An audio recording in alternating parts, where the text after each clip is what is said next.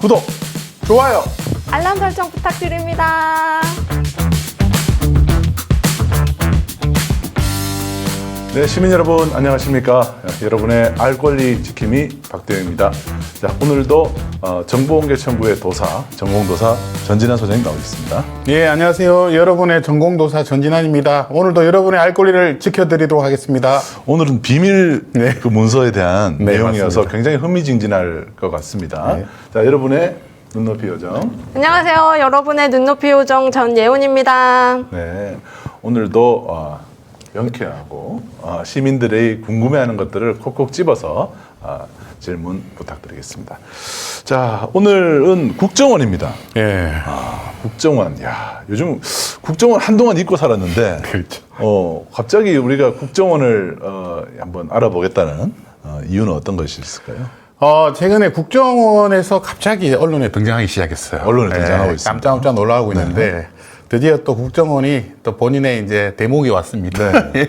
역시 공안 정치, 예, 그 다음에 이렇게 압수수색 좋아하는 정권에서는 또 국정원을 좋아할 수밖에 그렇죠. 없죠. 독재 정권일수록 국정원은 존재감이 더 드러나기 마련이죠. 그래서 국정원은 이럴 때 항상 자신의 존재감을 한껏 뽐냅니다. 그렇죠. 예, 제가 22년 됐는데요. 이 일을 한 지. 예, 그때마다 이 보수 정권에 들었을 때마다 국정원하고 싸웠던 기억이 나가지고 네. 예, 또 좀 웃기도 하고 그랬는데 오늘 여러분들한테 국정원은 도대체 뭐 하는 조직이고 왜 이런 퍼포먼스를 할까 이런 말씀을 좀 드리려고 그리고 또 과거에는 어떤 일을 하셨는지 이런 것들 말씀을 좀 드리려고 오늘 시간을 준비해 봤습니다. 그러니까요. 퍼포먼스라고 한 것은 그야말로 이 뭔가 연출을 한 거고죠. 네. 뭔가 보여주기를 한 건데 국정원의 가장 큰 특징은 뭐냐면 여러분들이 정보공개 청구를 할 때 다른 기관하고 국정원하고 굉장히 다르다는 걸 느끼실 거예요. 왜냐하면 국정원은 정보공개 청구를 하면은 보여주는 경우가 거의 없어요. 네. 네. 대통령실보다 더 하죠, 거기. 네. 네. 국정원은 이제 사실 자기들은 비밀 기관이라고 생각하기 때문에 여기에 이제 중요한 특징이 있어요. 예산안도 구체적으로 모르고요. 그다음에 몇 명이 근무하는지도 정확하게 얘기하지 않아요. 그다음에 제가 알기로는 이제 화이트 요원이 있고, 이거는 정식 공무원으로 등록되신 분들이 있고, 블랙 요원이 있어요. 아하. 예, 이분들은 몰래 활동하시는 분들. 블랙 요원. 예. 그래서 이분들은 국정원에서 어떻게 관리하는지도 다 베일에 쌓여져 있습니다. 예. 그리고 이 국정원이라는 곳은 또 사업도 해요. 되게 재밌는 곳인데, 예, 양우회라는 데가 있어요. 그래서 양우회 있죠. 예, 국정원에서 관리하는 골프장, 배, 이런 사업을 하면서 본인들이 부족한 여러 가지의 예산안을 거기서 만든단 말이에요. 그리고 여러 가지 사업을 하고 있는데, 제가 참 이게 악연인데, 한 20년 넘게 계속 국정원하고 주기적으로 이렇게 예, 만나고 부딪히게 되고 그러는 일이 좀 있었습니다. 그래서 그런 말씀을 좀 드리려고 합니다. 그럼 국정원 요원을 보셨어요? 저는 봤죠. 예, 당연히 봤는데, 그분들은 자기가 국정원이라고 얘기하지 않습니다. 예, 제가 명함도 받아봤습니다. 예, 상사라고 써 있습니다. 그렇죠.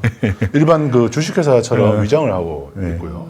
또 국정원 직원들하고 얘기를 해보면 대통령을 절대 대통령으로 부르지 않습니다. 사장님? 사장님이라고. 예. 근데 어떻게 알아요? 그런 사람이 국정원인 줄은 어떻게 알아요? 보면 압니다. 예. 본인이 국정원이라고 하지 않는데 국정원 티를 너무 많이 내요. 예. 그렇죠. 티를 내요? 예, 그렇죠. 딱 보면 알아요. 예. 설마 저도 지금 언뜻 드는 생각이 국정원 저도 만났을까? 근데 내가 모르는 걸까 했는데 티를 그럴 리가 없습니다. 네, 티를 티를 내시면 많이 내기 때문에. 네. 딱 보면 알아요. 이렇게. 저번에도 계속 그랬어요. 예, 그러면 전에 옛날부터 국정원 전에도 국정원 전에 뭐였죠? 변천사가 어떻게 되죠? 예, 안기부였죠. 안기부. 그다음에 안기부, 중앙정보부. 예, 중앙정보부였죠. 네. 중앙정보부의 영어 이름이 뭘까요? 여러분? 센트럴 네. 인포메이션. 예, 쉽게 말해서 여러분들 미국의 중앙정보부가 CIA. CIA잖아요. 네. 우리나라는 KCIA. KCIA였습니다. K-팝, K-드라마처럼 KCIA. 그 얘기는 곧 뭐냐면 미국에서 사실은 이 조직을 만들 때 관여했다는 거죠. 예, 그래서 미국의 CIA 모델을 그대로 가져온 거예요. 네. 예, 그래서 미국에도 CIA라는 곳이 굉장히 힘이 세거든요. 예, 그 미국 CIA 수장이 몇십 년 동안 바뀌지도 않았잖아요. 그렇죠. 전직 대통령들의 사생활을 다 가지고 있었고, 예, 그러면서 다 들여다보고 있었단 말이에요. 네. 그리고 정권이 바뀔 때마다 또 거기에 중요한 자료를 주고, 그러면서 살아남았던 거죠. 제가 이런 거 너무 좋아하는데 FBI랑 CIA랑 또 다르다고 예, 하더라고요. 그렇죠. FBI는 이제 국내, 그러니까 이렇게 미국, 연방 미국의. 수사국이라고 그래서 자, 그 정보공개법에도 국정원에 대한 내용이 좀 나오죠. 예. 과거에는 이제 제가 정보공개 사업단이라는 곳에서 일을 할 때, 참여연대 있을 때, 이 정보공개 청구를 일부러 한번 해봤어요. 국정원에다가. 국정원에다가. 어허. 그때는 어떻게 했냐면, 막 이렇게, 그걸 뭐라고 하죠? 국정원에 보낼 수 있는 여러 가지 뭐 민원 서류 같은 게 있었거든요. 민원을 할 수 있는 방법이 있었거든요. 네. 그걸로 정보공개 청구를 하기도 하고, 또 국정원 주소로 그냥 내용 증명 보내기도 하고 그랬습니다. 그러면 접수를 잘 안 받아요. 왜 이런 걸 왜 보냈냐고 막 그런 걸로 싸우기도 했는데 그 이후로 정보공개 청구는 할 수 있게 됐어요. 예, 근데 여기 보시면 국가안전보장에 관련된 정보 및 보안 업무에 관장하는 기관, 이게 국정원이거든요. 네. 여기서 근데 중요한 게 뭐냐면 정보의 분석을 목적으로 수집하거나 작성한 정보에 대해서는 이 법에 적용하지 않아야 요거는 딱 제한이 있잖아요. 네. 예를 들면 정보의 분석이 아닌 것들, 뭐 물품 같은 것들, 또 아니면 뭐 업무 추진비 이런 거 공개를 해야 되는데 업무 추진비. 예, 그 동안은 계속 이걸 공개하지 않아하고 있었죠. 그래서 문제됐던 것 중에 하나가 특수활동비 같은 그렇죠. 거죠. 그걸 뭐 뇌물로 썼잖아요. 예, 이 특수활동비를 잘못 써가지고 전직 국정원장들이 구속됐죠. 그러니까요. 그런데 이게 본인들은 비밀이 좋을 것 같지만 비밀은 반드시 드러나게 돼 있습니다. 비밀이 어떻게 드러날까요? 비밀. 안에서 네. 그 비밀을 같이 다루고 있는 사람이 있잖아요. 네. 그걸 본 사람이 있고, 이게 정권이 바뀌면요, 예, 당장 사람이 바뀌어요, 갑자기. 그리고 다른 정권에 충성하려고 하는 사람들이 생긴단 말입니다. 그래서 그분들이 문건을 다 들고 와요. 예, 그래서 막 전 직장에 있었던 자기의 뭐 상사들을 막 이제 폭로하는 그런 문건들을 막 주게 되고, 그러면서 그게 제일 심한 데가 국정원입니다. 국정원은 정권이 바뀔 때마다 사람이 구속됩니다. 예. 그 다음에 뭐 1급 이상 그 요원들은 다 왜 뭐 대기 발령 내고 이러면서 참 문제가 되게 심각해지고 있습니다. 내부 고발 아니면은 들여다볼 수가 없는 없죠. 것이죠. 예. 근데 뭐 국정원에 워낙 사람이 많기 때문에 뭐 내부적으로 다 이제 나온다고 보시면 됩니다. 네. 여기 보면 저 정보공개법 4조 3항에 아래에 보면 단서 조항이 있어요. 다만 8조 1항에 따른 정보 목록의 작성, 비치, 공개. 그러니까 목록은 볼 수 있다. 네. 이제 그렇게 돼 있죠. 근데 이것도 지킨 적이 한 번도 없습니다. 예, 그냥 왜냐하면 이것도 이제 무시해요. 예, 그래서 국정원은요, 이 정보공개법을 무시하는 전략을 계속 쓰고 있었어요, 그동안은. 예, 뭐 누가 감히 자기들한테 뭘 해. 근데 제가 뒤에 보여드리겠지만 결국 문재인 정부 때 정보공개 청구로 예, 문이 열리기 시작했죠. 예, 그런 것도 한번 나중에 소개해 그것도 한번 드리겠습니다. 보죠. 예. 근데 그러면은 감사원이랑 국정원이랑 싸우면 누가 이겨요? 제가 알기로 감사원이 국정원 감사를 한 적은 없는 걸로 알고 있습니다. 네. 국정원은 승? 한정승? 국정원을 털 수 있는 데는 이제 검찰밖에 없습니다. 네. 예, 그래서 또 검찰이 압수수색을 해가지고 털고 구속시키고 막 그랬죠. 또 검찰이군요. 예. 그때 국정원이 아마 위장 사무실을 만들어서 검찰의 압수수색에 네. 대응했던 적도 있었죠. 그렇죠? 국정원이 그 정도로 창조적이네요. 치밀합니다. 예. 세트를 만들었군요. 세트를 만들어서 위장 사무실을 만들어서 정말. 한 적도 있습니다. 자, 그다음 이제 보안 업무 규정에 대한 얘기를 안 할 수가 없죠. 예. 근데 국정원이 이제 통과하는 법 중에 하나가 이 보안 업무 규정입니다. 이 보안 업무 규정으로 우리나라에 있는 모든 공공기관에 이제 보안 감사라는 걸 합니다. 여기 보시면 1급, 2급, 3급 비밀이 있는데 1급 비밀의 경우 누설될 경우 대한민국 외교가 단절되고 전쟁을 일으키며 국가의 방위계 정보 활동 및 국가 방위에 반드시 필요한 과학기술과 개발을 위태롭게 하는 그런 있는 정보들을 이걸 이제 1급 비밀이라고 하는데 1급 비밀 우리 많이 쓰죠. 영화로도 뭐 나왔던 거 있고. 예. 근데 놀랍게도 국정원에서 1급 비밀을 공개한 적도 있어요. 제가 뒤에 또 설명드리겠지만.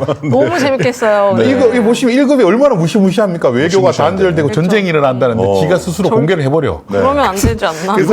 이번에 윤석열 대통령도 공개를 했던 것 같아요. 네. 어떤 거죠? UAE의 적은 가장 위협적인 국가는 이란이고 그 얘기하면서 예.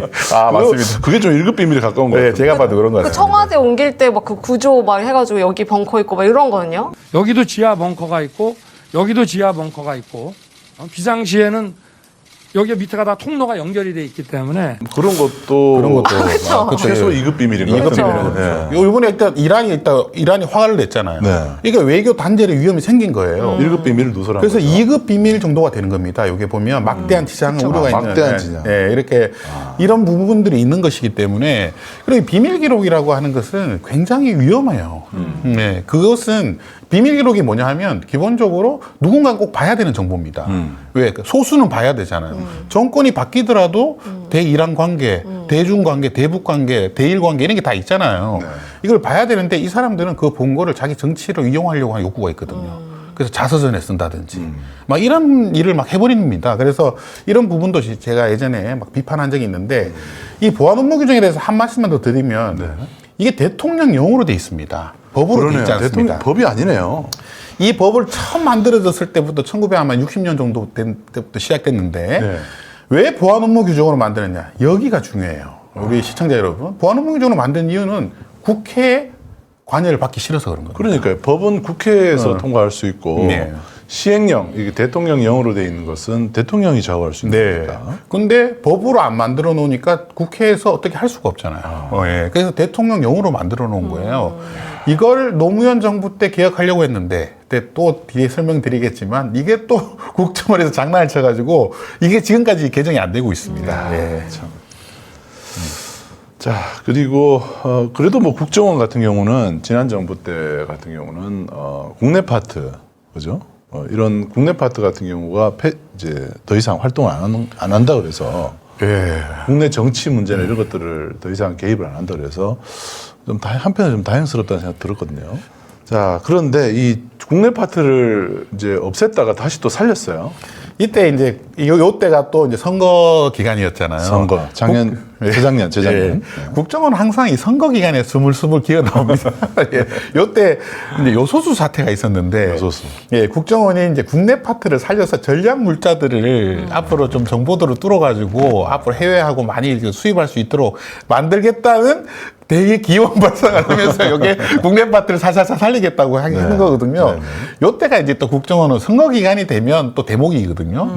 다음 대통령한테 이제 자기 로비를 하는 거죠. 예, 이러면서 예, 다음 장을 보시면 예, 이제 본색을 드러나기 시작합니다. 그러니까 민주노총 네. 압수수색하는데 국정원이 나타나가지고.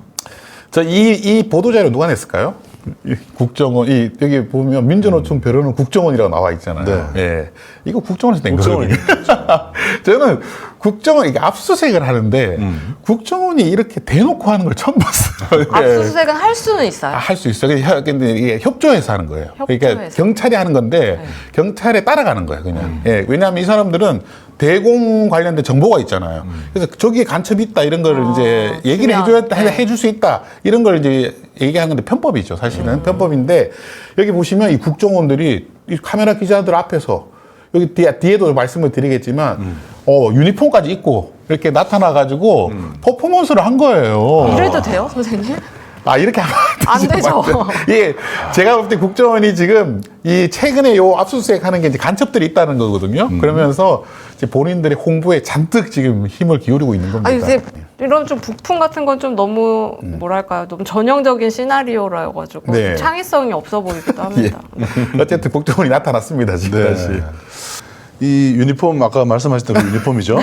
저 이거 드라마 촬영인 줄. 저도 예전에 그 국정원 압수수색하는 현장을 한번 취재한 적이 있는데 다 그냥 이런 사복을 입고 나타나요. 양복 그냥 입고 나타나지 이렇게 국가정보원이라는 글씨를 제가 본 적이 없습니다. 제가 이거 신문에서 보고 그 드라마를 캡처한 줄 알았어요. 드라마 세트장 드라마. 같은. 네. 그래가지고 요즘에 신문에 드라마 세트, 드라마도 이렇게 캡처해서 보내나? 이랬는데, 누구한테 물어봤더니 이게 진짜라는 거예요. 예.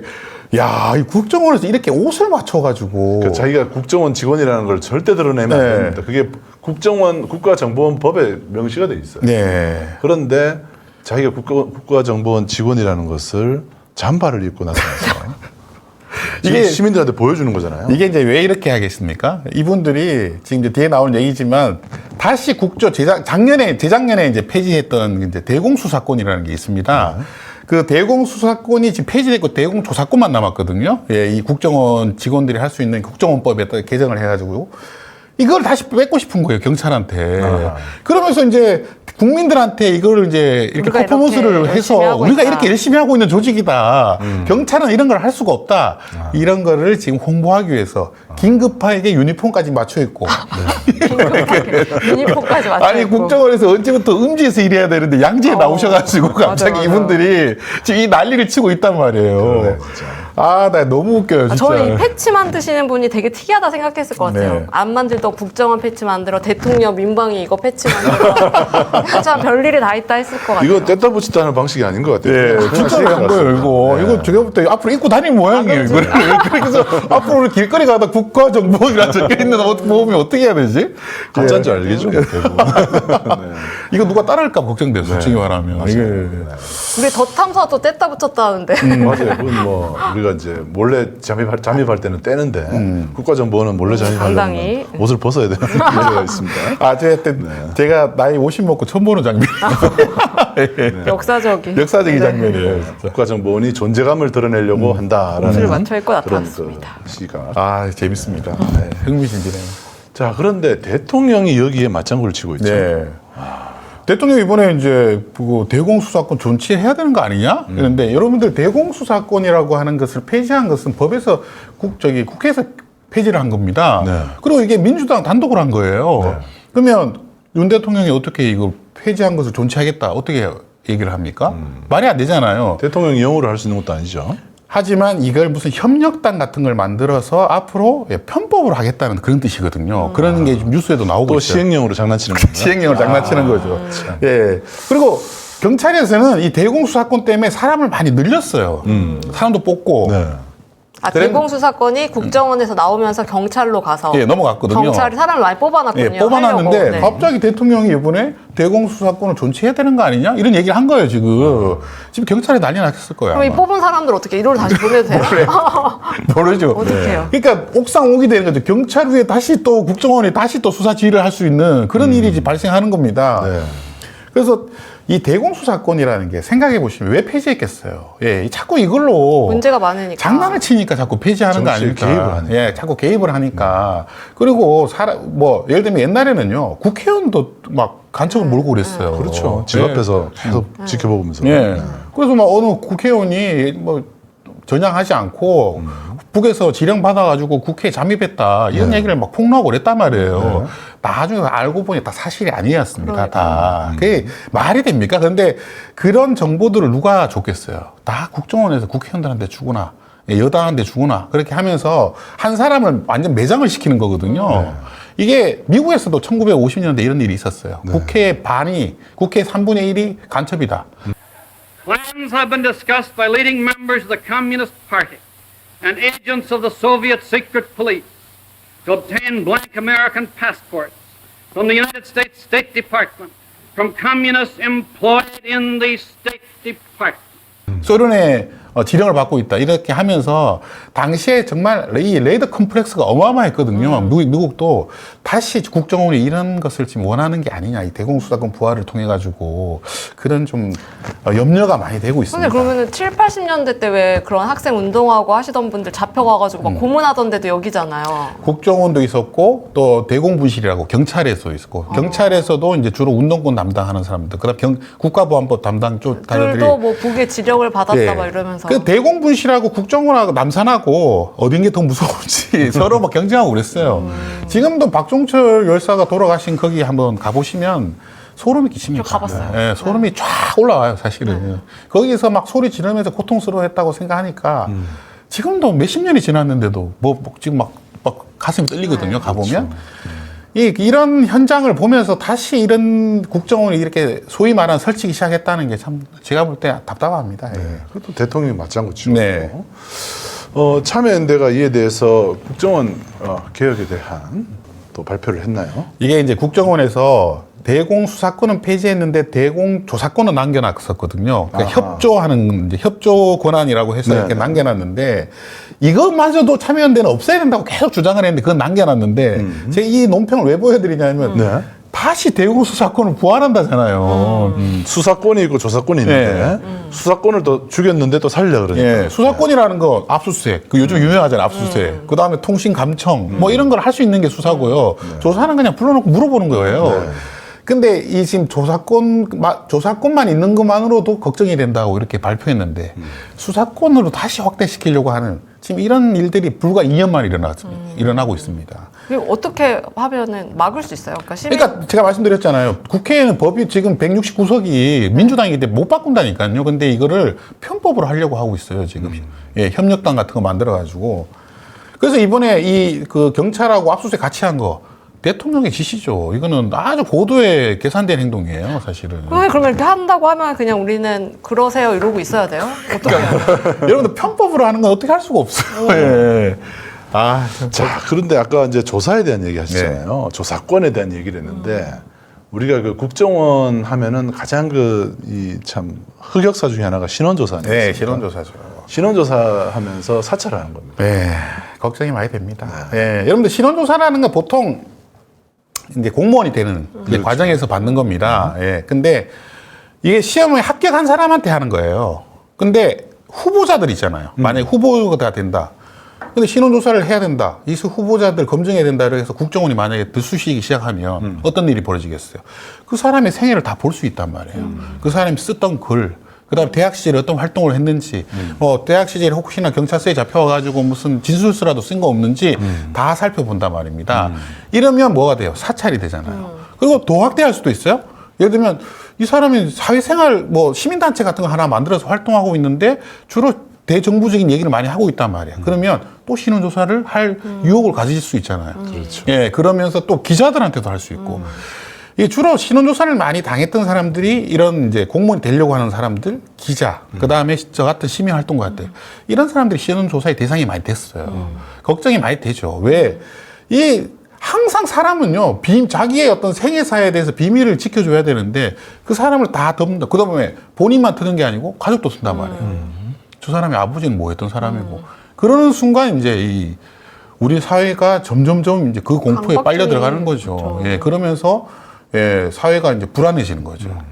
제가 아까 이제 신원조회가 사찰로 이어질 수 있다는 것은 그냥 이 사람은 좀 조사해 봐야 되겠다라고 찝기만 하면은 그 사람의 주변을 쫙 국정원이 다 털어볼 수가 있다는 거.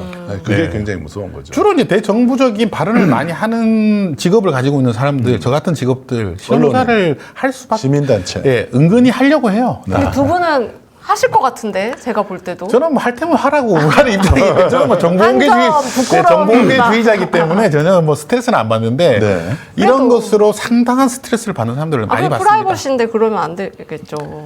예. 이사장님 당하고 계실 것 같은데. 우리가 그렇지 않아요? 모르죠.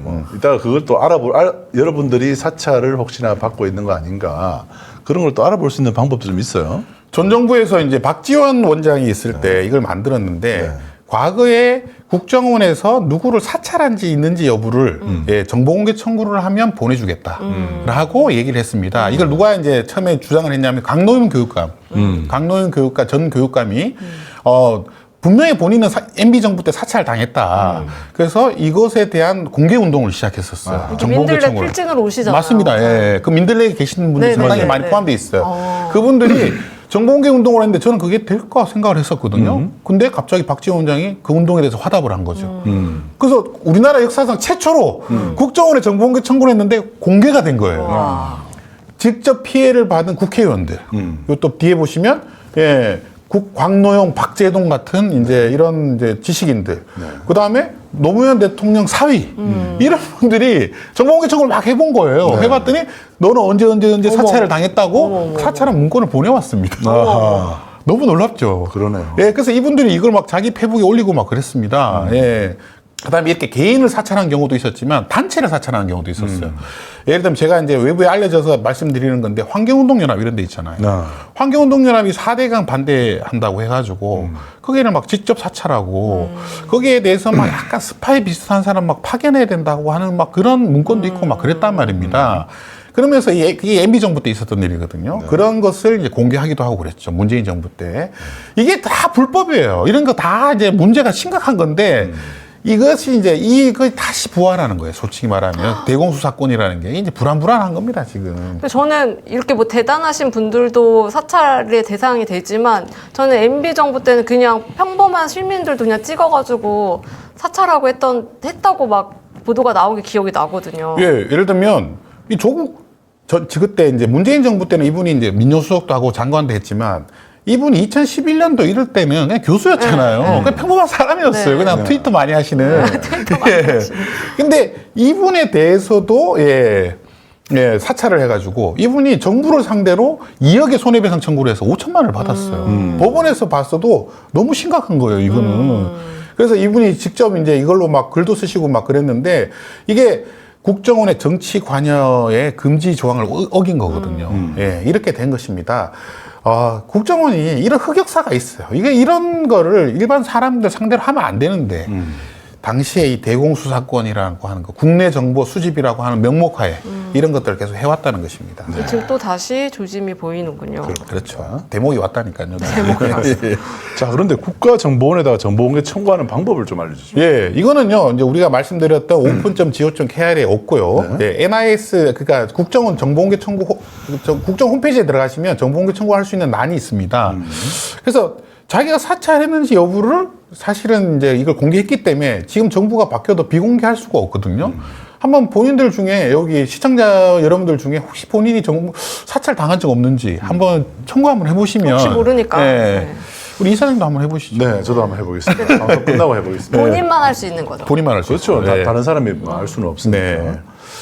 국가정보원에 대해서 국가정보원도 뭔가 정보를 생산을 할 텐데 정보공개 목록이 나와 있네요. 네.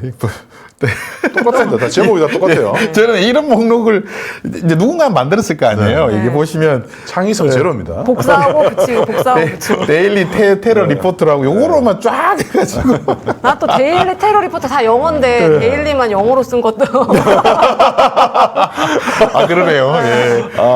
그래서 요거로만 정보공개 목록을 만들어서 올려놨네요. 네. 자, 이럴 때 보면 참 저는 또 보람을 느껴요. 그러네요. 국정원도 이렇게 목록을 만들어 놓는 거예요. 그래도 그나마 뭔가 신용을 하고 있습니다. 정보공개법을 지키려고 노력하는 거죠. 야, 참 세월이 많이 좋아졌습니다. 아까 전에 정보공개법 4조 3항에 그 정보공개 목록이라도 공개해야 된다고 되어 있잖아요. 근데 옛날 안 지켰거든요. 무시했거든요. 네, 근데 이제 좀 지키는 신용을 좀 하고 있습니다. 네. 그리고 여기 보시면 이제 2012년까지 정보공개 청구가 몇 건이나 들어왔는지 이렇게 정보공개 연차 보고서에 이렇게 이제 공개도 했는데 지금 이제 10년 동안 이거 국정원에는 이제 지금은 제외해 놓고 있거든요. 안 하고 있군요. 근데 그 국정원이나 이런 데 정보공개 청구 많이 해요, 원래. 다른 나라에서는. 근데 이 청구 자체를 막아놓거나 이렇게 정보 목록이 엉망인 경우는 안 되죠. 이분들도 책상도 구입하고 밥도 먹고 뭐 그럴 거 하는 거 아닙니까?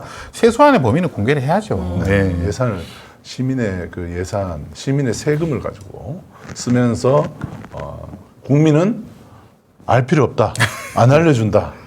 이렇게 얘기를 하는 것은 국정원 자체가 스스로 존재 이유를 망각하는 거 아니겠나 그 싶습니다. 정보기관의 이제 못되는 버릇입니다. 네, 이건 전 세계가 마찬가지예요. 솔직히 말씀드리면. 그래서 미국 CIA가 전 세계에 있는 각국 정상들 전화 도청한다고 폭로했잖아요. 그래가지고 난리 났었잖아요. CIA가 아니고 NIS인 거 아니에요? NIS일 거예요. 네. 그래가지고 이게 난리가 나가지고 미국에 개망신을 한번 당한 적이 있습니다. 네. 자, CIA가 그 온라인 정보공개 전자열람실이라는 걸 운영하고 있네요. 좀 낫지 않나요? 이것도 뭐 한국보다? 솔직히 말씀드리면 열람실을 운영한다는 거지 뭐 공개한다는 거죠. CIA가 어떤 조직인데 그걸 자세히 공개하겠습니까? 수사정보를. 하지만 미국에서는 이제 약속된 건 있습니다. 어떤 거냐면 비밀 기록이 이제 소위 말하는 조난이라고 그러는데 기록이 만료됐을 때 이걸 적극적으로 공개해요. 네, 예를 들면 뭐 제가 생각나는 것 중에 하나가 이제 이란 콘트라 사건이라고 80년대에 이란에 이제 무기를 수출했어요, 미국이. 근데 원래 이란은 적대국이기 때문에 이번에 윤석열 대통령이 말했지만 그 적대국이기 때문에 무기를 팔면 안 됩니다. 근데 이 무기를 팔아가지고 그 판 돈을 갖고 남미에 있는 이제 주요 사회주의 소위 말하는 진보주의 정권을 이제 그 여러 가지 공작을 했거든요. 그 돈을 그렇게 썼어요. 근데 이게 어떻게 드러났느냐? 정보공개 소송으로 드러났어요. 이 돈을 받았다. 이게 이란 콘트라 이제 사건이라고 하는데 미국은 이런 사건이 터지면 다 공개해버려요. 그리고 나서 그걸 헐리우드에서는 또 그런 걸 보고 영화를 만듭니다. 미국 아무리 비밀 기록이라도 돈 앞에서는 이제 무기력하거든요. 또 다 만들어가지고 그걸 또 다 공개해요. 예, 참 재밌는 나라예요. 그런 거가 검찰의 수사나 이런 걸로 밝혀진 게 아니라 정보공개 청구로 밝혀져서 정보공개 청구로 밝혀집니다. 그게 이메일을 미국에 있는 이제 미국에 있는 시민단체가 국방부하고 국무부에 이메일을 정보공개 청구해가지고 이제 그걸 소송으로 받아낸 거죠. 예, 그러면서 그 스캔들이 이제 밝혀지게 된 것입니다. 예. 미국 사람들도 또 다 싸워야 또 이겨내고 받아내고 하는군요. 아, 민주주의는요 거저 얻어진 게 하나도 없어요. 너무 힘듭니다, 진짜. 예, 권리 위에서 잠자는 자에게는 네, 주어지지 않습니다. 할 게 네. 너무 많네요. 맞습니다. 자, 그리고 국정원의 흑역사로 이어갈까요? 너무 재밌을 것 같아요, 네, 선생님. 국정원의 흑역사는 뭐 여러분들 기억하시는 분도 많죠. 서울시 공무원 간첩 사건, 네. 간첩 조작 사건. 네. 이분이 이제 서울시 공무원이었어요. 예. 그리고 이분이 이제 탈북했던 분입니다. 예, 탈북했는데 당시에 탈북한 사람들 이제 국내에서 이분이 또 머리가 좋은 사람이에요. 예, 의사 출신이고 그래서 서울시 공무원으로 있다가 갑자기 신문에 나는 거예요. 네. 예. 공무원이 간첩이 공무원으로 압력했다. 그러면서 이분이 이제 기소가 되면서 우리나라를 진짜 떠들썩하게 만들었죠. 근데 나중에 알고 봤더니 이제 기사에도 나옵니다만 이게 검찰에서 이 사람의 기본적인 조서 내용이 정확하지 않다는 국정원에서 이게 그 증거 조작을 했다는 걸 알았어요. 알았는데 밀어붙인 거예요, 이거를. 그러니까 참 국정원이 얼마나 위험한 조직이에요. 예, 이거 막 증거 조작을 해놓고 검찰에서 그걸 알았는데도 검찰조차도 국정원의 눈치를 본 거예요. 그러면서 이 사건이 이제 드러나기 시작한 거죠. 이게 이제 주로 그때 최승호 PD라는 분이 이걸 이제 이게 탐사보도로 다큐멘터리를 만들어서 우리 사회에 큰 충격을 줬던 사건 중에 하나입니다. 네. 뭐 언론까지도 동원되고요. 국정원, 뭐 검찰, 정말 우리 사회가 어떤 한 사람을 어떻게 망가뜨리는지를 여실히 보여주는 그런 사건이었죠. 그 레드 컴플렉스라는 게 뭐냐? 얼마나 무서운 거냐면 이 간첩이라고 하면 사람들이 다 무서워하잖아요. 그리고 마치 우리나라에 엄청난 뭐 큰일이 난 것처럼 생각하고 또 이게 적대시한단 말입니다. 사람들의 마음에 적대시하는 마음이 생기잖아요. 간첩이니까. 그러니까 뭐 적당히 증거 조작하고 이래도 아무리 억울함을 얘기해도 그 억울함을 안 받아줘요. 생각해 보세요. 예전에는 어부들 중에 북한에 납북이 됐다가 돌아오신 어부들이 있거든요. 대부분 이분들을 다 국가보안법으로 다 간첩으로 다 엮어가지고 북한에서 오히려 이게 교정이 돼서 북한의 지령을 받고 다시 내려온 거라고. 수많은 정말 어부들이 구속이 되고 정말 10년씩 살고 집안이 다 풍비박산이 나고요. 그런 일이 너무 많았어요. 정말 무시무시한 사건들이 많았습니다. 근데 이 사건도 그렇고 아닌 거 알면서 왜 자꾸 이렇게 잡아놓는 거지? 그냥 실적 올리려고 그러는 거예요? 국정원에서는 이제 국정원이 왜 있어야 됩니까? 우리의 정보를 보호하고 뭐 아니 국민을 국정원의 존재 이유 제일 정확한 게 뭐예요? 간첩이잖아요. 그래서 자기들 실적이 있어야 먹고 살 거 아닙니까? 아니 범죄자가 없는데 검찰이 왜 필요해요? 범죄자가 있어야 검찰이 필요한 거고 경찰이 필요한 거지 않습니까? 근데 국정원은 간첩이 필요한 거예요. 역설적입니다. 왜냐하면 그게 없어야지 정상적인 사회인데 이 간첩이나 범죄자가 있어야지만 사는 조직이 있다면 없는 것도 만들어내는 거예요. 왜냐하면 그렇죠. 저도 한번 국정원 그 통계를 한번 봤는데 간첩이 갈수록 줄어드는 거예요. 옛날에는 이제 냉전 시대에는 간첩들이 많았는데 그게 사양 산업이거든요. 간첩이 줄어드니까 사양 얘네들이 간첩을 만든다는 거를 처음으로 드러낸 사건이었죠. 자, 그리고 이 프락치 네. 진술서. 이분이 충격을 준 분인데 이분이 2014년부터 국정원으로부터 돈을 받아가지고 통일경제포럼이라는 걸 이제 해서 2019년까지 운영을 합니다. 예. 참 놀라운 일이죠. 2019년은 문재인 정부인데 이때까지 하면서 본인이 국정원 뿌락지로 활동을 했다고 폭로를 해요. 예. 그리고 이분이 어떤 얘기까지 했냐면 국정원에서 자기도 그만하고 싶다고 하면 자꾸 그때 룸사롱까지 데리고 와가지고 2차도 보내고 돈도 용돈도 주고 생활비도 다 내주면서 그걸 꼭 하라고 했다는 거예요. 근데 자기가 너무 자기 대학 동기들까지도 다 사찰을 해야 되고 막 그런 그 스트레스를 받아가지고 폭로를 한 거예요. 이게 사건이 이게 보도가 많이 안 됐어요, 의외로. 예.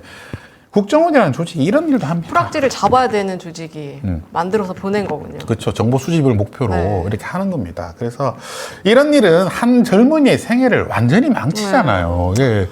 이런 일 하면 안 되죠. 이게 참 국정원이라는 데가 참 보면 이런 못된 버릇이 자꾸 나온단 말입니다. 답답하죠. 하죠. 근데 지금은요? 지금도 이런 프락치가 있을까요? 그러니까 모르죠. 어딘가에? 근데 이게 만약에 대공수사권이 또 부활되고 또 제가 말씀드렸죠. 대공. 네. 예. 그러니까 이게 간첩 잡는 거거든요. 네. 또 유혹이 생긴단 말이에요. 예. 그러다 간첩 보면 만들기를 시작해요. 예, 간첩 만들 수도 있고. 그게 참, 그러니까 저는 이런 때 또 먹잇감이 되는 사람들이 있어요, 주로. 뭐 그럼요. 옛날에 진보당 소속들이나 아니면 노동운동 했던 분들이나 이런 분들을 또 이 사회적 약자들인데. 이석기 씨 같은 예, 이런 분들을 딱 잡아가지고 또 난리를 치는 겁니다. 예, 그래서 참. 자, 그 또 하나의 흑역사죠. 이 뭐 NLL 포기 발언 예. 참 지겹게 이건- 들었는데. 예. 이건 제 책에 있는 이제 대통령 기록 전쟁에 주로 썼던 책 이제 내용이고 저도 관련돼 있기 때문에 이게 이제 2007년도에 노무현 대통령이 그때 기억나시죠? 이제 북한에 이제 도보로 넘어갔잖아요. 네. 그러면서 2차 남북 정상회담을 했는데 그때 이제 그 지금도 생각나지 않습니까? 김정일 국방위원장하고 두 명이서 이제 이렇게 독대를 했잖아요. 네. 그때 뭘 약속해 줬냐? NLL을 포기하겠다고 하는 약속을 해줬다. 이런 것을 이 남재준이라는 국정원장이 이거 폭로를 했어요. 네, 네. 이 남북 정상회담록은요 1급의 비밀 기록이었어요. 근데 이걸 국정원에서 2급 비밀로 낮춰가지고 공개를 했단 말이에요. 아까 그거와 똑같죠? 아, 국가 안보를 불안해하는 거를 이게 남북한이 서로 협력 공통으로 이제 쓴 거기 때문에. 이거는 서로 간에 합의가 있어야 공개를 할 수 있는 겁니다. 근데 이걸 그냥 또 공개해버린 거예요. 이거 마치 뭐 자기가 노무현 대통령의 엄청난 비밀을 밝힌 것처럼 공개를 했어요. 나중에 알고 봤더니 NLL 포기 발언이 없어요. 왜 그런 거예요? 그러니까 그 당시에 뭔가 자기 국정원의 어떤 뭐 자기의 국정원이 살아날 길을 또 찾은 거죠. 전직 대통령조차도 이 국정원을 이용해가지고 국정원에서 이용하는 겁니다. 예. 정말 이거 보고 제가 분노했었어요, 진짜로. 이게, 와. 그럼 이 국정원장님은 그 박근혜 전 대통령의 임명을 받아서 국정원장인 거죠? 네, 맞습니다. 예, 그래가지고 이게 2012년도에 있었던 일인데, 43년도 이때 있었던 일인데, 이 사람의 이 행태가요, 어떤 일이냐면, 그냥 기자 한 명한테 준 것도 아니고, 국회 가가지고, 예, 국가정보위에서 이걸 프린트해서 가져왔어요. 이때 문제가 뭐였냐면 이게 그래서 전문을 다시 보자. 이래가지고 이제 이게 전문을 찾아보다가 대통령 기록관에서 이게 안 나와가지고 또 난리가 났었답니다. 그래서 이게 막 기소도 되고 그랬었는데 결국 나중에 찾아냈습니다. 찾아냈는데 찾아내서 보니까 NLL 포기 반응이 없었어요. 이분 어떻게 됐어요, 결국? 이번 나중에 유출한 사람은 일단 뭐 처벌받아 정문원 의원이었죠. 당시에. 정문원 이분이 당시에 통일비서관이었어요. 통일비서관 맞을 겁니다. 아마 국정원에서 제보를 받았던 것 같아요. 국정원에서 또 이상하게 제보를 했겠죠. 그래서 이분이 기자회견을 자청해가지고 국회의원 때 이분이 공개를 했습니다. NLL 대화록이 없었는데 어떻게 유출된 거예요? 있었어요. 아, 국정원에 한 부 있었고, 포기한다는 말이 없었다. 국정원에 한 부 있었고 대통령 기록관에 한 부 네네네. 있었는데 이 정문이라는 분이 어떤 법을 만들었냐면 예문춘추관법이라고 대통령 기록물법을 최초로 위반한 사람이에요. 그리고 이런 대화록 같은 기록들은 100년 동안 비공개해야 된다. 라고 최초로 이렇게 제안한 사람입니다. 그래서 제가 아니 정문은 이 양반은 자기가 그 법을 만들어 놓고 본인이 1급 비밀 기록을 폭로하는 어처구니없는 일을 했는데 이게 우리나라 재판부에서도 보기니까 너무 황당한 거예요. 그래서 이분을 공공기록물법 관리법 위반으로 1천만 원 벌금을 확정이 됐단 말이에요. 근데 이분이 뭐가 됐을까요, 지금? 지금 저는 이거 보고 깜짝 놀랐습니다. 지금 와, 대한민국의 가장 중심에 있는 종로구청장이 되셔가지고. 정치 1번지라고 하는. 이 사람 사라진 줄 알았어요. 예. 어디 갔나 했더니 구청장 하고 있군요. 역시 기가 막힙니다. 제가 이분을 정말 비판을 많이 했거든요. 정말 자기 인생 자기 정치 역사에서 하지 않아야 될 일을 너무 많이 하신 분이에요. 자기 법은 그렇게 만들어 놓고 그다음에 이분 때문에 대통령 기록물법이 만들어졌거든요. 있는데? 근데 자기는 그걸 폭로를 해. 이 사건이 두 가지가 문제였던 겁니다. 국정원에서 1급 비밀을 폭로하고. 그래서 제가 그때 뭐라고 그랬냐면 아니 제가 정보공개 활동가인데 국정원 보고 비밀 기록 폭로하지 말아달라고 그때 제가 기고를 했거든요. 그랬더니 경향신문에서 저를 찾아와서 인터뷰를 하자는 거예요. 정보공개 활동가가 왜 공개하면 안 된다고 얘기하는 겁니까? 이렇게 이제 인터뷰를 한 적도 있어요. 그러니까. 얼마나 기가 막혔으면 제가 그랬겠어요. 예. 이게 참 전 세계가 다 웃었어요. 이거 가지고. 예. 그리고 이걸로 한국이라는 나라는 대한민국이라는 나라는 언제든지 잘못하면 대외교적인 발언들이 언제든지 폭로될 수 있다. 이런 인식을 줬단 말입니다. 예. 이번에 대이란 그것도 발언도 그런 차원에서 또 역사가 있다는 겁니다. 제가 볼 때는. 그래서 굉장히 위험한 겁니다. 이게 사실 이렇게. 자, 국정원 특활비 이거 상납한 일 아까 언급을 잠깐 했습니다. 네. 국정원장들 역대 국정원장들이 대통령한테 상납을 했는데 그걸 국민 세금으로 상납을 했다는 거예요. 여러분들 국정원 이제 특수활동비라는 게 있습니다. 지금 이제 1년에 대략 한 9천억에서 1조 사이라고 보시면 됩니다. 예, 엄청난 큰 돈입니다. 네. 그 중에 반 정도를 한 50% 정도를 국정원에서 썼습니다. 예, 이거 뭐 하라고 쓰겠어요? 예, 정보 수집하고 밥 먹고 네. 뭐 첩보 활동하고 이런 데 쓰라고 하는 거 아닙니까? 근데 이 돈을 갖고 예, 당시에 대통령실에 예, 뇌물로 바쳤어요. 그러니까 국정원에 배정된 예산을 떼서 대통령한테 다시 뇌물로 네, 줬다는 편하게 얘기죠. 쓰시라고. 편하게 쓰시라고. 예, 그 TV 영화 같은 데 보시면 깨끗하니 세탁됐으니까 쓰시죠. 이런 거 나오잖아요. 그런 돈을 준 거예요. 근데 이게 당시에 관리였다고 그래요. 사실은. 관리였다고 하는데 이게 밝혀져가지고 싹 다 구속됐어요. 그때. 예, 그래서 참. 야, 어떻게 밝혀졌어요, 선생님? 이거 밝혀지는 것도 어려울 것 같은데. 이것도 또 누군가 내부 내부에서. 제보했었죠. 그걸 갖다 준 사람이 있고, 그걸 지시한 사람이 있고, 본 사람이 있고, 다 있잖아요. 그러면서 비밀이 없습니다. 예, 세상에 비밀 없어요. 다 그럼 알겠습니다. 대통령 그걸 받아서 뭐 또 다른 데 쓰시는 거죠? 그 당시에 뭐 그게 뭐 최순실을 해서 아, 뭐 그렇게 풀로 쓰이고. 들어가서 뭐 옷값으로 쓰였다는 설도 있고 예, 그리고 특수활동비로 뭐 룸사롱 가신 분도 있고 골프 부킹하는 분도 있고 별 사람 다 있어요. 예, 그래 또 그런 게 다 드러나요. 자기 돈으로는 쓸 수 없는 돈들을 네. 이런 돈으로 쓰는 거죠. 자, 그다음에 비밀보호법을 네. 또 추진을 하고 있다는 거죠.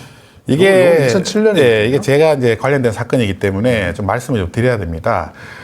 아까 보안 업무 규정이라는 게 대통령령이라고 돼 있잖아요. 네. 그래서 이 당시에 그 노무현 정부 때 이 4대 개혁 법안이라고 그래서 정보공개법, 공공기록물법, 대통령기록물법, 그다음 비밀보호법 요 네 가지를 했어요. 나머지 세 법안은 다 개혁적으로 나왔습니다. 근데 이 비밀보호법 추진하면서 당시 국정원에서 어떤 걸 이제 개혁 방안을 제시했냐면 첫 번째 대입이라는 게 있습니다. 이게 국정원에 그냥 지명하면 다 대입이에요. 그걸 누설해도 처벌받아요. 이 대입을 없애고 비밀 1급, 2급, 3급으로만 하겠다. 그래서 대입이 앞으로 다 폐지한다. 제가 정보공개 활동가니까 얼마나 보기가 좋습니까? 아, 개혁 법안이네. 근데 제가 법안을 다시 봤더니 다른 걸 넣어놨어요. 비밀을 산업까지 확장을 시켜놓고 이걸 수집하거나 탐지하는 사람은 7년 이하의 징역에 처하겠다는 거예요. 네. 그래가지고 생각해보시면 이런 법안에 노출된 사람이 누구예요? 기자들, 활동가들, 공익 제보 받는 사람들 이런 사람들 있잖아요. 그래가지고 이 법안이 잘못하면 통과될 뻔했어요. 더 놀라운 건 이 법안이 2007년에 이제 제가 반발하고 다른 시민단체들도 반발해가지고 이게 이제 자동으로 없어졌거든요. 다시 2009년도에 부활해가지고 이명박 정부에서 이걸 또 통과시키려고 그랬습니다. 그러니까 이게 통과되면 어떤 일이 벌어지냐? 제가 이 경향신문에 비밀보호법 적용 가상 시나리오라는 걸 썼습니다.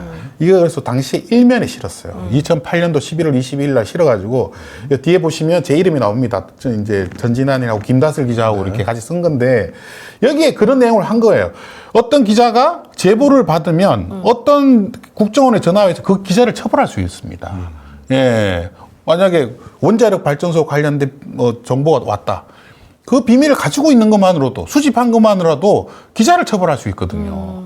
예, 누구든지 포함되어 있기 때문에 그래서 이 법안이 굉장히 위험한 법안이고 이것도 국정원에서 자신의 권한을 한껏 세우려고 만들었던 법안이에요.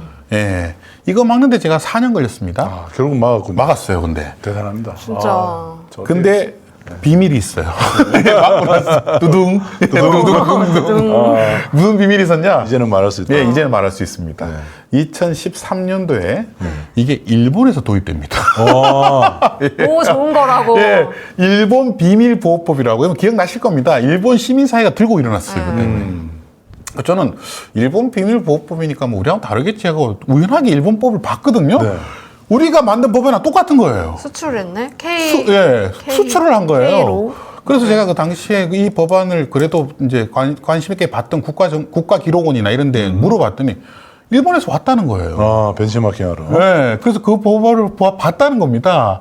그래가지고 이게 당시 아베 정부였거든요. 아베 정부가 일본 시민사회하고 기자들이 특히 이제 원자력 발전 관련된 뭐 여러 가지 정보들을 그때 이제 후쿠시마 그렇죠. 사태가 후쿠시마 터졌기 때문에 이거 가지고 막 당시 반전 운동이 막 반원전 운동이 막 벌어졌을 때인데 이걸 잠재우기 위해서 한국의 법을 수입한 거 아닌가라고 예, 이제 얘기가 나왔어요. 매우 의심됩니다. 네. 네. 그래서 제가 일본에 이제 젠코데이라고 있습니다. 일본 시민사회 이제 활동가들이 모여서 이제 한 1000여 명 모여가지고 하는 이제 운동이 있는데 거기 가서 이 사실을 발표했습니다. 일본이 난리가 났어요. 저한테 막 국회의원들, 그때 전 국회의원들도 있었거든요. 찾아와가지고 이게 어떻게 됐는지 막 인터뷰도 하고, 예. 그 다음에 여기 뒤에 보시면 제 얼굴이 나옵니다. 아드님인 줄 알았어요. 그러니까 아들인 줄 알았어. 이게 일본의 동경방송이에요. 도쿄방송. TBS가 예. 우리 TBS 교통방송이 아니고. 제가 이때 TBS라고 그래가지고 이때는 이제 이때 교통방송만 했거든요. 그래서 제가 아니 교통방송이 왜 일본 비밀보법을 취재를 하냐고 그랬더니 이 전화하신 분이 당황해가지고 도쿄방송입니다. 그래가지고 말투가 좀 다른 걸 보고 제가 알았는데 일본에서도 이 법안이 한국에서 왔다는 걸 알게 된 거예요. 그래서 요게 지금 한 10 몇 분짜리 이제 영상인데 이 도쿄방송 이제 영상인데 이게 한국에서 어떻게 흘러 들어왔는지를 저를 인터뷰한 장면입니다. 지금 어떻게 그리고 한국에서는 어떻게 처리됐는지. 예, 한국에서는 이제 그게 기각이 막아졌고. 됐는데 네. 막아졌는데 네. 엉뚱하게 일본에 가 있는 거예요. 그 이러니까. 법안이 어떻게 됐어요, 일본은? 통과됐죠. 통과돼가지고 지금 또 쓰고 있죠. 그래가지고 후쿠시마 원전에 대한 보도를 못 하는군요. 예, 그래도 이게 일본이 이 법안에 대한 공포가 엄청났었습니다. 예, 재밌지 않아요? 법안을 서로 수출입하라고. 그러니까 나쁜 생각이 결국 그 일본에 가서 현실화되는 쉽게 거예요. 배우네요. 나쁜 건 쉽게 배우네요. 예, 네. 저는 그래서 우리 사회가 이 정보공개법이나 비밀 관련된 법안은 전 세계가 공유하는 법안들입니다. 그래서 이 정보공개법도 전 세계의 정보공개 활동가들이 있어요. 예, 정보공개 청구 많이 하는 사람도 있고 비밀도 예, 전 세계에 있는 국정원, CIA 이런 다 공유하거든요. 그러면서 이런 법안들이 서로 예, 벤치마킹하고 서로 시민사회를 탄압하는 그런 것으로 쓰이고 만약에 이 법안이 다시 그때 통과됐으면 세월호 같을 때 그 취재가 됐겠어요? 다 막을 수 있었단 말입니다. 예, 그래서 제 인생에 가장 제가 좀 잘했다고 생각하는 게 일본 너무 잘했네요. 예, 비밀보법 막은 거예요. 항상 좀 속을 세우고 있긴 해야 되겠어. 또 언제 또 스물 뭐 지금 또 방송을 또 보면 예. 또 아, 맞다. 맞아 있었지. 저것 해야지 이렇게 생각할 다시 수도 있어요. 한번 해볼까? 홍보해 주는 건가요? 큰일인데요? 또 맞겠습니다, 우리가. 예, 그래서 이게 다시 대공수사권 부활하면서 이 비밀보법 또 추진할지도 스물스물 할 모르죠. 수 있어요. 아니 실제로 지금 이태원 참사 관련해서도요. 그 희생자들 명단을 공개했다는 이유로 맞아요. 특히 이제 저 같은 경우는 그 명단의 취재 과정에 참여한 적도 없어요. 그런데 참고인으로 해서 압수수색하고 집까지 경찰들이 찾아와가지고 주로 지금 그 박대웅 기자님을 지금 뭐 의심하는 것 같아요. 제가 봐도 네, 의심하는 것 같은데. 한 적이 없으신데 저는 그냥 아예 거기 취재에 관여한 적이 네. 없죠. 네. 근데 이 명단을 공개했다는 이유로 한 언론사를 압수수색한다. 이건 사실 그거는 비판의 영역이지 수사의 영역이 아니거든요. 근데 수사를 하는 건 다른 겁니다. 그리고 언론사는 수많은 제보자들이 있기 때문에 제보자들이 위축된단 말입니다. 저는 오히려 민들레 같은 언론사를 압수수색함으로써 제보자들한테 경고하는 거 아닌가. 그렇죠. 그런 의심이 좀 들어요. 그런데 제가 그 거듭 말씀드리지만 요즘 제보자들 중에서 정말 딥스로트라고 불릴 만한 정말 중요 사건 제보자들은 절대 자신을 노출하지 않아요. 그래서 아마 민들레도 그렇고 좀 더 탐사를 아무리 뒤져도 이태원 참사 희생자 명단을 어떻게 입수하게 누가 줬는지 그 제보자는 영원히 못 찾을 겁니다. 저는 그렇게 생각해요. 제가 그 위키리크스 이제 만드신 분하고 네, 한번 네, 네. 다니엘 돔샤이트 베르크인가 그분하고 한번 얘기를 해본 적이 있는데 그분은 이제 그 어산지 옆에 있었던 분이죠. 프로그램을 담당했던 분인데 왜 영화에서 봤어요. 예, 위키리크스가 왜 유명해졌냐면 그 제보자를 세탁해요.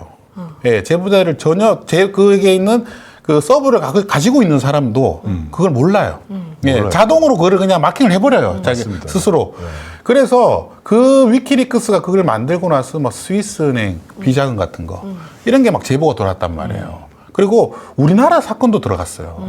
최근에는 제보자들도 엄청 발전돼 있는데 지금 이 수사기관들은 그걸 모르고 뒤지면 나오는 줄 알아요. 비번 휴대폰 찾아서 나올 수가 없죠. 저도 사실은 정확하게 말하면 모릅니다. 네. 누가 제보했는지를 모르고 그 사람이 어떤 사람인지 남자인지 여자인지 나이 전혀 몰라. 이름이고 뭐고 제보자가 누군지를 모릅니다. 기본적으로 이 시민언론 더 탐사 같은 경우는 제보자 자체를 몰라요. 네, 맞습니다. 그러니까 제보 한 사람도 자신을 감추지만 제보를 받은 사람도 그 사람이 누군지 몰라요.